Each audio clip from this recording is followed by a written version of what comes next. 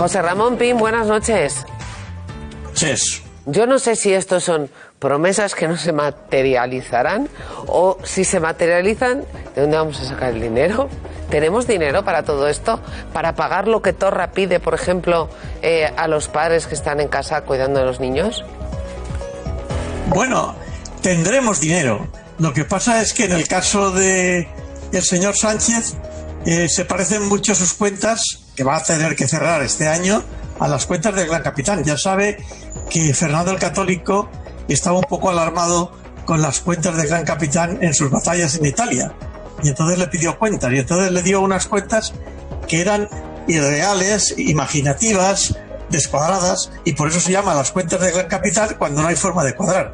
Y esto es lo que le va a pasar a Sánchez, porque con todo lo que habéis dicho, me da la impresión, según mis cálculos, que vamos a tener entre más gastos y menos ingresos, porque también hay que tener en cuenta que, claro, como baja el tipo del PIB, del Producto Interior Bruto, pues también bajan los ingresos. Habrá menos IVA porque habrá menos turismo, habrá menos IVA porque habrá menos consumo interno, habrá menos impuesto de sociedades porque las sociedades no tienen los mismos beneficios, habrá incluso menos cantidad de IRPF porque los sueldos están bajando.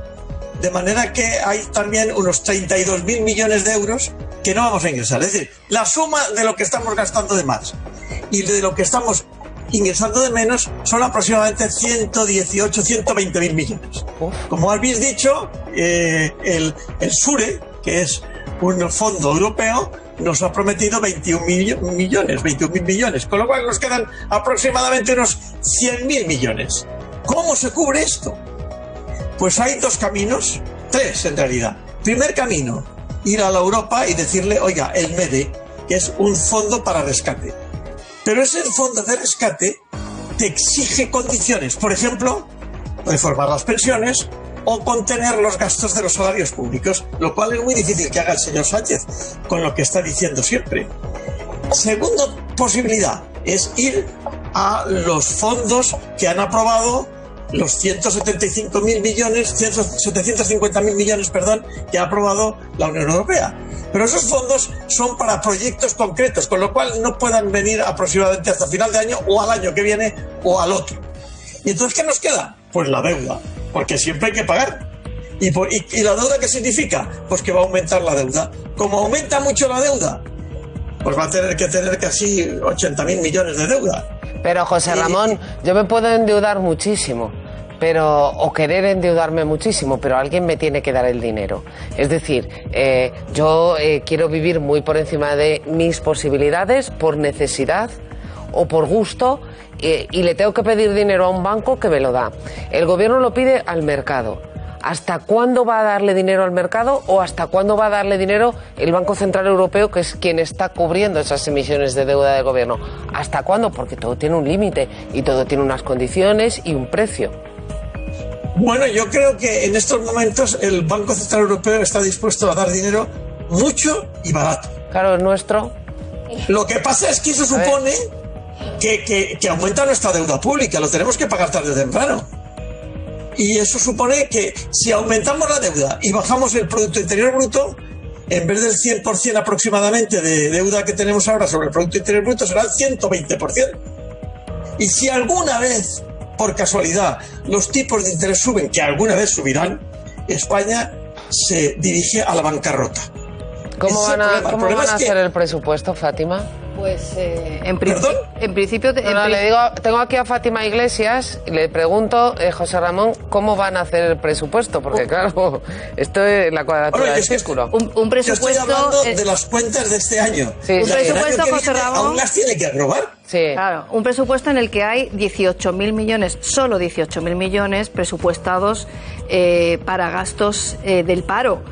Para una curva que por supuesto no nos esperábamos que puede llegar hasta el 25%, con lo cual no es que se quede corto, es que se queda cortísimo, o eso se rehace con los acuerdos correspondientes o no vamos a ver ni siquiera cubiertas las necesidades sociales más básicas. Pero yo tengo una pregunta, porque hay una cuarta posibilidad para aumentar esos ingresos, que es la subida de impuestos. Y visto que nos ha fallado esos impuestos que pensábamos que nos iban a pagar las tecnológicas o las grandes corporaciones, porque Europa se los va a apropiar para ellos, ¿quiénes van a terminar pagando más impuestos?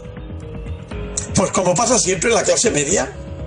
Si esto siempre es así, el Estado siempre acaba aplastando a la clase media, que es la que tiene la posibilidad de apretar. Porque las grandes fortunas, esto que siempre se dice, sobre todo por UP, por Unidas Podemos, pues resulta que primero son muy pocas, después tienen muchas facilidades para dejar de pagar, y tercero, tienen movilidad en sus capitales. Si los apretamos demasiado, se irán. Y ya lo hemos visto, hay gente que está en estos sitios donde se pagan menos impuestos. Pero si es que las clases medias ya no dan para más, porque es que y la clase media ya no digo yo que paguen muchos o pocos impuestos, es que ni siquiera voy a entrar a valorar eso, es que los ingresos de la clase media también se han reducido sustancialmente. Además, no es clase media. porque los sueldos han bajado. Claro, es que los sueldos han bajado primero por los ERTES. Claro, los ERTES tú no cobras lo mismo, cobras el 70%. Y además, es que en muchas empresas ha habido reducciones del 10, del 20. Yo acabo de hablar de una empresa importante de Asturias que me ha dicho, toda la dirección se ha bajado el 20% el salario, porque estamos como estamos. Con lo cual, yo creo que esas son las cuentas del gran capitán Sánchez.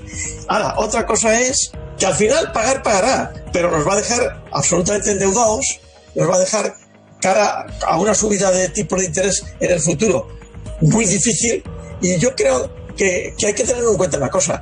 Estos 100.000 millones aproximadamente suponen entre el 9 y el 11% del Producto Interior Bruto.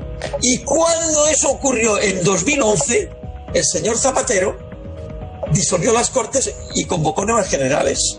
¿Lo hará Sánchez? No lo creo. Pero bueno, y por eso está, digamos, apelando a los otros partidos para que le aprueben los presupuestos generales del 2021, porque si le aprueban esos presupuestos, él sabe que con otras prórrogas llega prácticamente hasta el final de la legislatura. Pues... Y este es el gran dilema de Sánchez y de los partidos de la oposición. Seguiremos de cerca sus pasos. Gracias, José Ramón. Celebro que Muchas gracias a vosotros. tan bien como se te ve.